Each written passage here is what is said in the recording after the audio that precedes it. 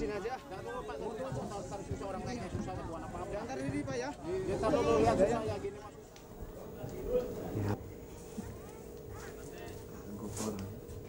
Assalamualaikum.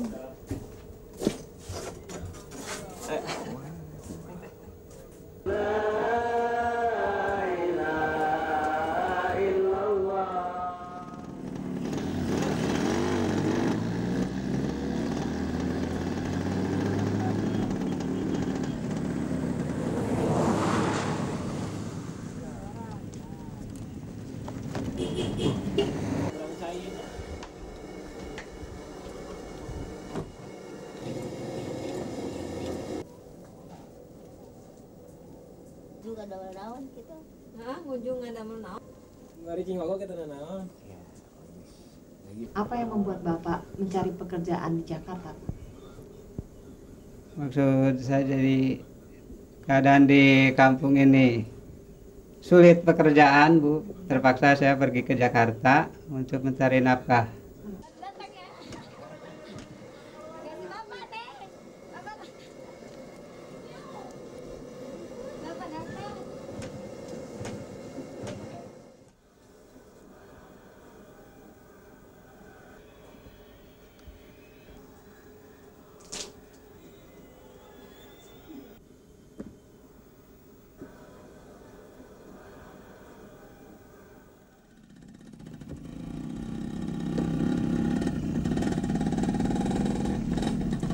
Saya nggak bisa nolongin orang, saya juga payah, Bu.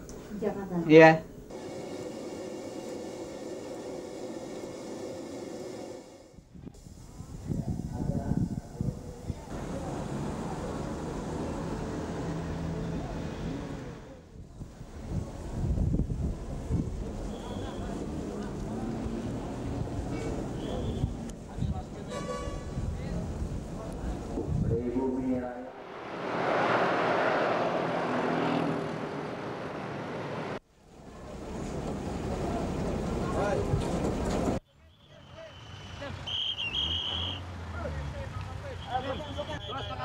Tengah.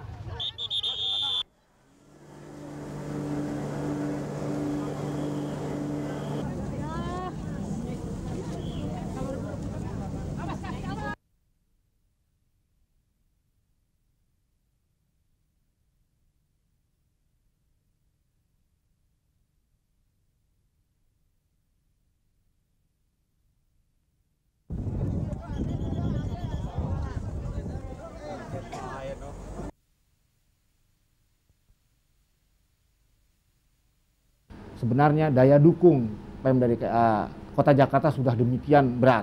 Dalam arti saat ini penduduk Jakarta sudah 8,5 juta jiwa. Sedangkan luas wilayah hanya 650 km persegi. Sehingga tingkat kepadatan sudah sangat tinggi. Kurang lebih kira-kira 13.000 atau 14.000 km persegi. Aman Relo masuk layar tancap ntar.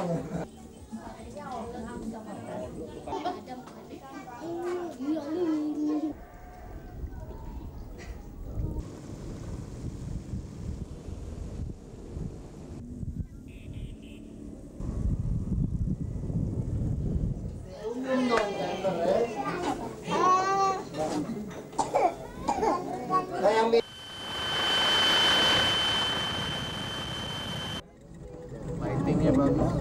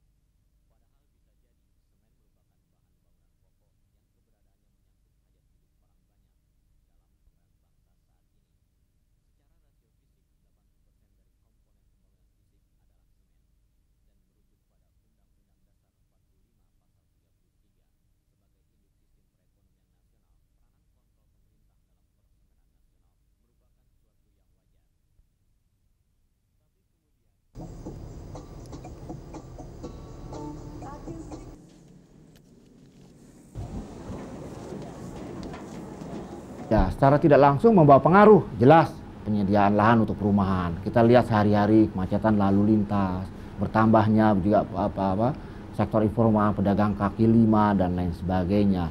Juga masalah lingkungan, demikian kumuh bertambah dan lain sebagainya. Diharapkan dengan kita mampu menekan laju pertumbuhan penduduk, kita bisa menata kembali kota Jakarta yang diinginkan oleh kita bersama, yaitu bersih, sehat, sesuai dengan lingkungan dan lain sebagainya.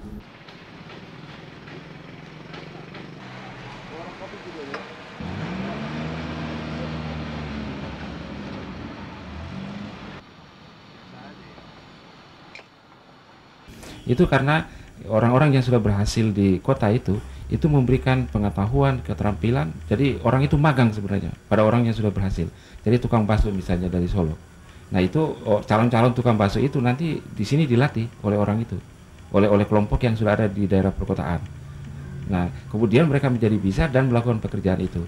Nah kemudian gelandangan juga begitu. Gelandangan itu juga bisa dilihat sebagai satu profesi. Ada teknik-teknik dan cara-cara, dan harus tahu daerah-daerah tertentu di Jakarta di mana paling bisa mengemis di situ atau tinggal untuk sementara di situ. Jadi di kalangan setiap kelompok profesi itu, mulai dari gelandangan, tukang bakso sampai pekerjaan-pekerjaan tukang yang lain dari kelompok bawah, itu ada satu jaringan yang luas, yang bukan hanya di dalam kota tapi juga sampai ke desa.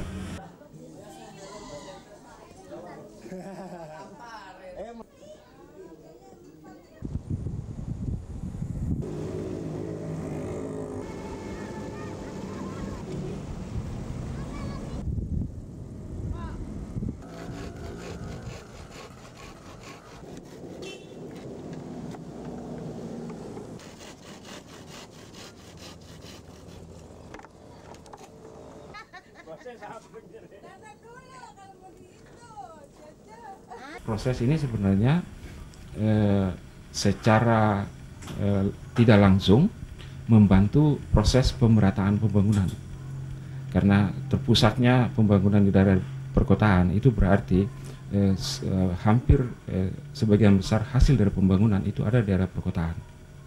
Nah kemudian dengan orang itu datang ke sini dan kemudian bekerja, kemudian pada saat lebaran mereka pulang, nah itu mereka membawa hasil pembangunan itu untuk disebarkan di daerah pedesaan. Dan ini satu proses pemerataan yang terjadi karena proses masyarakat sendiri.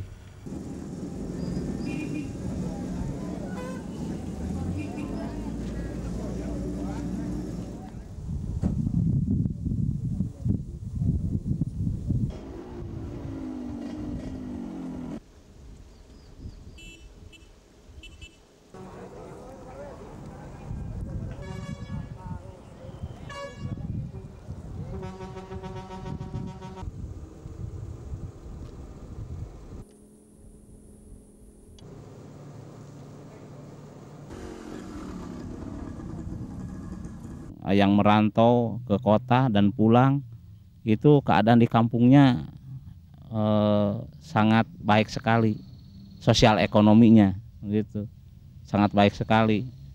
Rumahnya permanen gitu ya, dilengkapi TV, sekarang parabola itu banyak itu.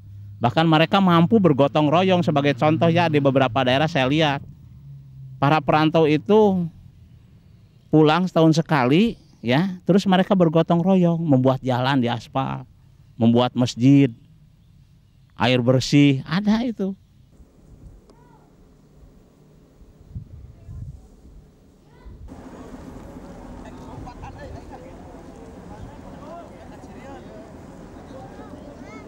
Kemudian perwakilan dari Aladin ada dua lantai dua.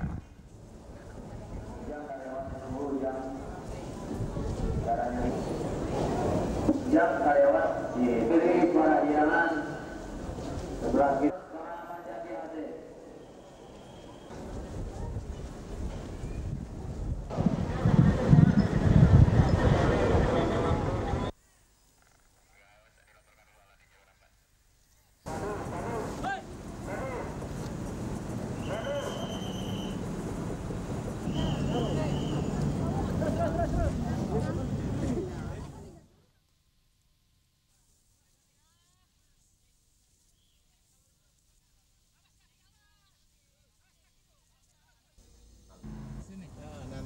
Nanti ini keluar di alun-alun.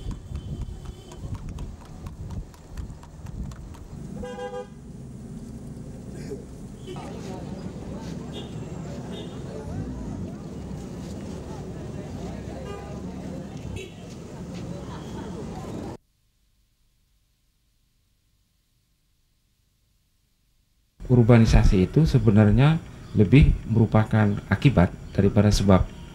Nah, sebab itu adalah ketimpangan pembangunan daerah pedesaan dan daerah perkotaan itu.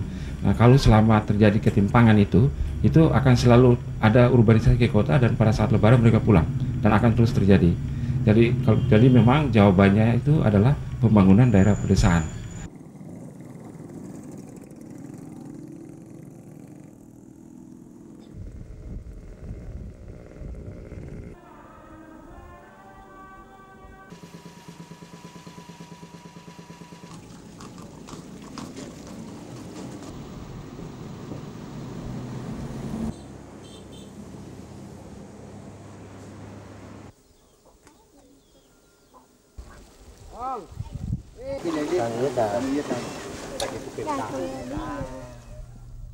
Hamparan sawah yang hijau dan subur dikelilingi oleh pegunungan agaknya menjadi daya tarik bagi desa.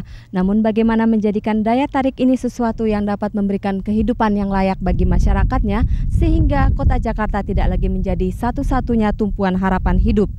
Namun masalah urbanisasi tetap menjadi masalah yang harus ditangani secara serius baik oleh pemerintah DKI Jakarta maupun oleh pemerintah daerah setempat.